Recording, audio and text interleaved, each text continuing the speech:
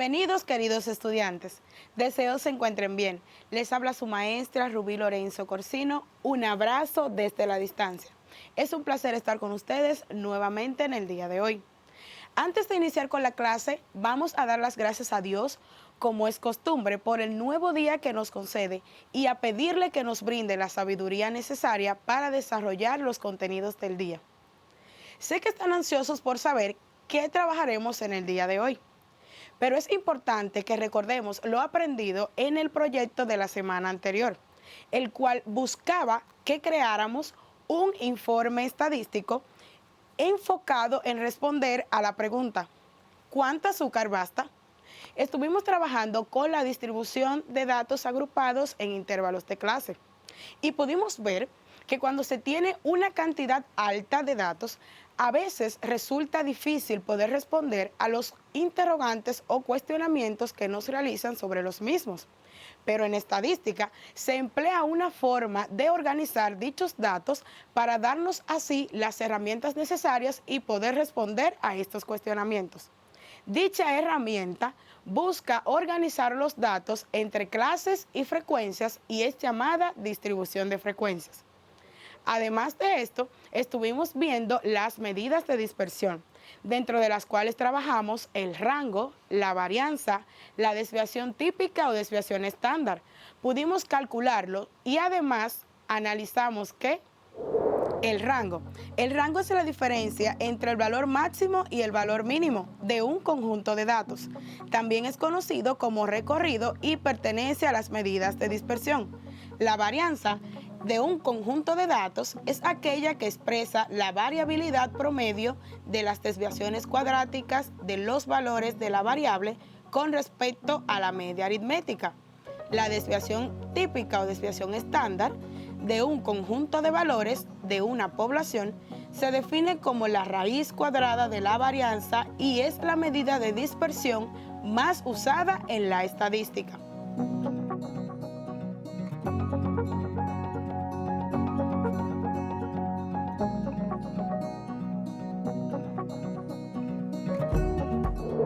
Continuamos trabajando con los gráficos estadísticos. En esta ocasión aprendimos cómo construir un polígono de frecuencia utilizando la tecnología y tuvimos la ayuda del programa Microsoft Excel.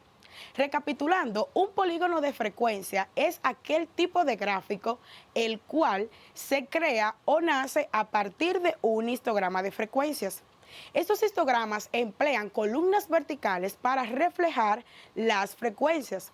El polígono de frecuencia se realiza uniendo los puntos de mayor altura de dichas columnas. También estuvimos viendo las medidas de posición no central, en donde trabajamos específicamente los deciles para datos agrupados. Definimos los datos agrupados como los 9 valores de la variable que dividen la distribución en 10 partes iguales. Establecimos que los deciles los íbamos a identificar como D sub K. Realizar y trabajar estos contenidos tenía como finalidad dotarte de las capacidades y las herramientas necesarias para que pudieras desarrollar tu proyecto número 4, un informe estadístico, el cual buscaba responder a preguntas tales como: ¿cuáles son los principales alimentos que contienen exceso de azúcar libre?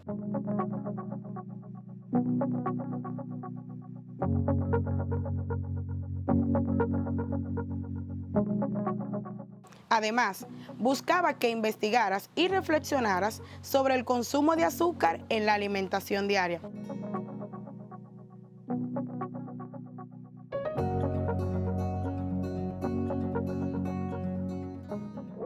En el día de hoy estaremos trabajando desde la asignatura de matemáticas con la realización de tu proyecto número 1, una lista de canciones o playlist perteneciente a tu cuadernillo número 2. En esta ocasión estaremos trabajando con el conjunto de los números reales y sus aplicaciones. Pero antes es importante que recordemos qué son los números racionales. Estos los estuvimos viendo en el curso anterior, el primer grado. Recapitulando, los números racionales son aquellos que se expresan como la razón de dos números enteros. Por ejemplo, Para todo número entero a, b, entonces a entre b es un número racional siempre que b sea distinto de 0. ¿Sabes por qué b debe ser distinto de 0? Porque la división entre 0 no existe. Ejemplo, un quinto, un décimo, un octavo. También es bueno recordar que los números racionales se pueden representar de dos formas, por fracciones y por números decimales.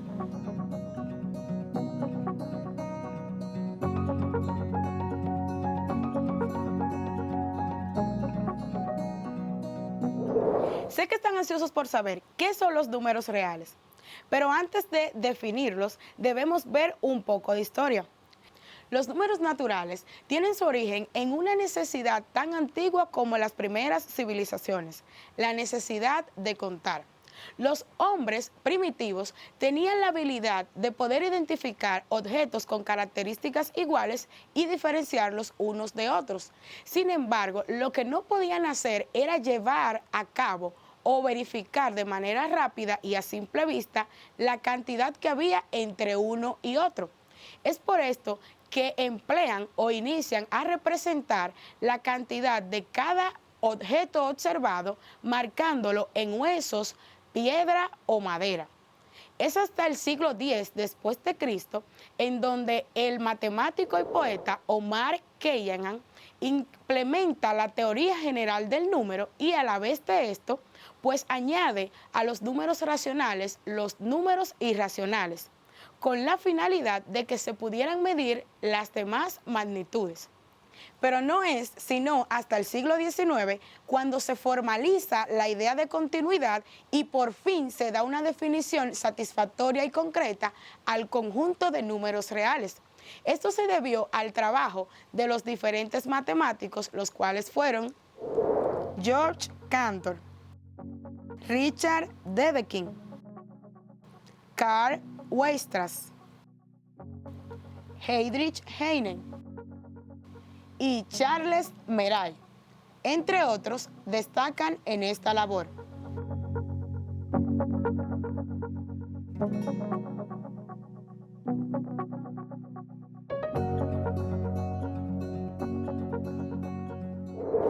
Para profundizar más sobre el tema y la definición del conjunto de los números reales, a continuación tendremos un video. Acompáñame a verlo. ¿Cuáles son los números reales? A lo largo de la historia, varios matemáticos han desarrollado nociones e ideas sobre los números que han permitido organizarlos dentro de lo que hoy conocemos como números reales. Una parte de estos números reales son los números naturales, considerados como aquellos que sirven para contar. Otros son utilizados para expresar relaciones como la mitad de este pan o los 3/4 de los votantes. A estos números se los denomina racionales. Los números naturales y racionales ya eran parte del conocimiento matemático compartido por los persas, griegos y egipcios durante el siglo V a.C. En esta misma época, Pitágoras observó que la longitud de la diagonal de un simple cuadrado no podía ser medida con los números naturales ni racionales. Sin embargo, la diagonal existía y debía tener un número que le midiera. ¿Cuál era este número? En este momento no había ninguno. Fue Euclides quien cerca del año 300 a.C. cambió la noción de número pitagórico. Y entonces ya había un número que medía la diagonal del cuadrado, la raíz cuadrada de 2. A este número lo llamó irracional. También en esta época, Euclides demostró que la razón entre la longitud y el diámetro de una circunferencia, independientemente de su radio, era siempre la misma, era constante. Incorporó entonces el número pi. Los antiguos egipcios y luego los griegos, árabes e hindúes encontraron valores aproximados para pi, aproximadamente 3.1416. Ahora sabemos que este es también un número irracional. Avanzando en la línea temporal, a fines del primer milenio después de Cristo, no había números que expresaran las nociones de deuda, déficit o bajo el nivel del mar. Poco a poco fue gestándose la necesidad de inventar una nueva clase de números para presentar esas nociones. Así surgieron los números negativos, que al juntarlos con los naturales agruparon el conjunto de números enteros. En los siglos XVI y XVII, el desarrollo de las ecuaciones algebraicas de tercero y cuarto grado llevó a la introducción de 3 clases de números: los números algebraicos, es decir, aquellos que son raíz de una ecuación algebraica con coeficientes enteros; los trascendentes o números que no son raíz de una ecuación algebraica con coeficientes enteros; y los imaginarios, es decir, los números correspondientes a la raíz cuadrada de un número negativo. Los imaginarios, sin embargo, nunca formaron parte de los números que ahora has llamado reales, sino que junto con ellos se integraron a los números complejos. Pues bien, hacia la mitad del siglo XIX, el panorama de los números que ahora conocemos como reales podía verse más o menos así. Por aquella época, los alemanes Georg Cantor, Richard Dedekind y Carl Weinstein formularon independientemente propuestas de sistematización de los números. Entre las consecuencias importantes de sus propuestas, destacó la creación de la teoría de conjuntos y del método axiomático moderno. De acuerdo con el método axiomático, cualquier afirmación que se haga sobre los conceptos matemáticos son proposiciones, que se dividen en 2 clases: axiomas y teoremas. Los axiomas enuncian las propiedades fundamentales de dichos conceptos y no se demuestran. Los teoremas también enuncian propiedades, pero se deducen a partir de los axiomas. La formulación axiomática de los números han puesto orden al conglomerado de números que han ido apareciendo e inventándose a lo largo de la evolución de la matemática, agrupándolos dentro de los números reales. Bajo esta concepción, podemos afirmar que los números reales son conceptos que están sujetos a axiomas a partir de los cuales se deducen teoremas. Después de ver el video, podemos concluir que el conjunto de los números reales es aquel que está formado por los números naturales, los enteros, los racionales e irracionales, y el mismo se representa con la letra R en mayúscula. Los números reales son un conjunto ordenado. Si nos dan 2 números reales cualesquiera, A y B, estos deben cumplir las siguientes propiedades.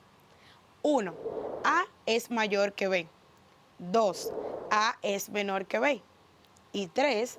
A es igual a B. Solo se puede cumplir una de estas condiciones, y esto se llama como ley de tricotomía.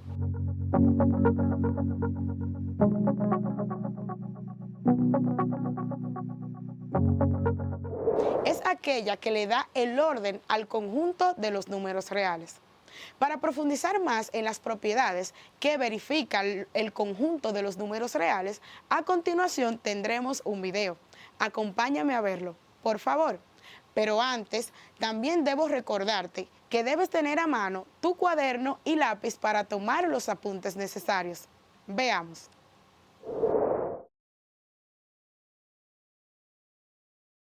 Empecemos por la propiedad de tricotomía. Esta propiedad nos dice que al comparar 2 números A y B, se cumple una y solo una de las siguientes 3 relaciones. De ahí la palabra tricotomía, de 3. Que A sea mayor que B, A sea menor que B, o que A sea igual a B. Veamos algunos ejemplos. Tenemos los números 3 y 2. Podemos decir que el 3 es mayor que 2. Y con el número 4 y 9, el 4 es menor que el 9. Y tenemos el 5 y el 5. Son iguales. Como vemos, en cualquiera de estos casos se cumplió una y solo una de las condiciones mencionadas. Continuamos con la propiedad transitiva. Esta propiedad nos dice que cuando A es mayor que B y B es mayor que C, entonces se cumple que A es mayor que C. Veamos algún ejemplo. 3 es mayor que 2 y 2 es mayor que 1. Por lo tanto, 3 es mayor que 1. Otro ejemplo. 9 es mayor que 7 y 7 es mayor que 3. Por lo tanto, 9 es mayor que 3. Continuamos con la propiedad aditiva de orden.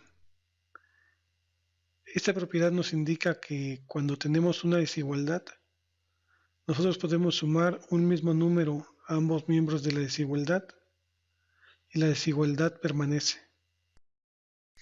Por ejemplo, consideremos la desigualdad 9 mayor a 7.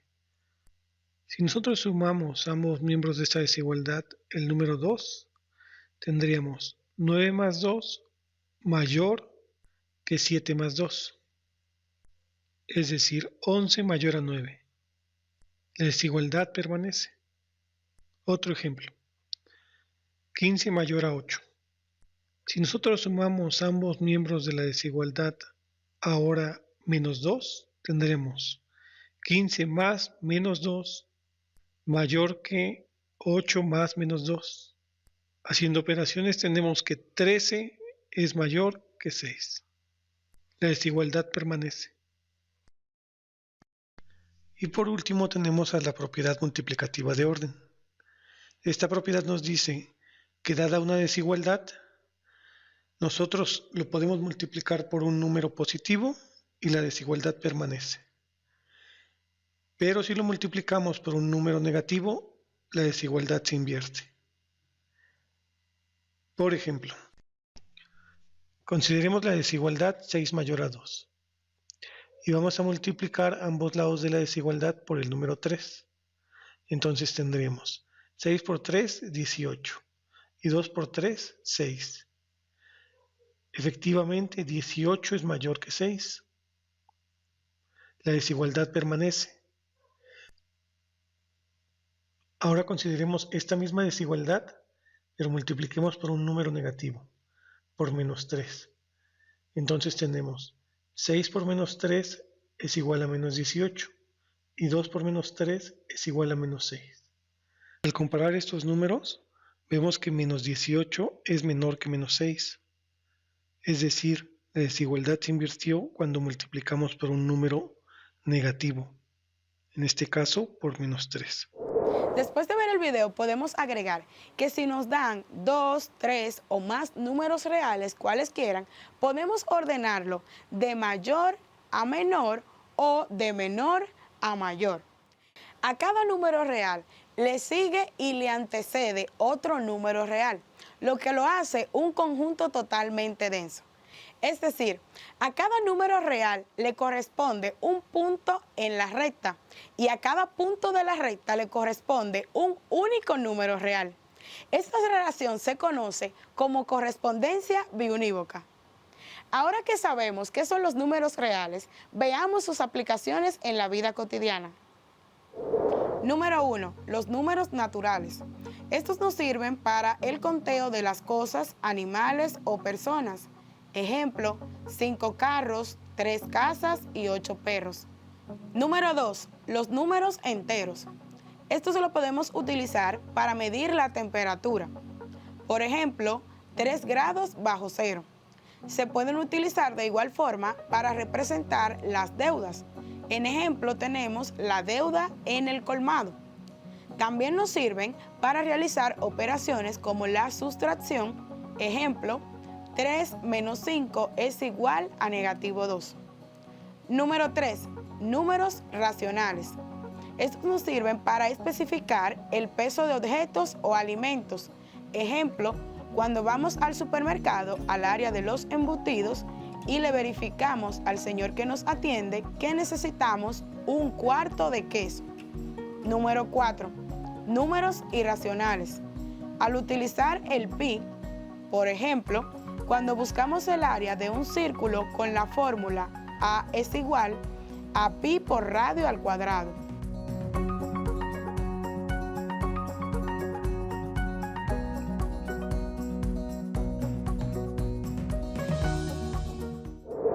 Hoy hemos estado trabajando con el conjunto de los números reales y sus aplicaciones.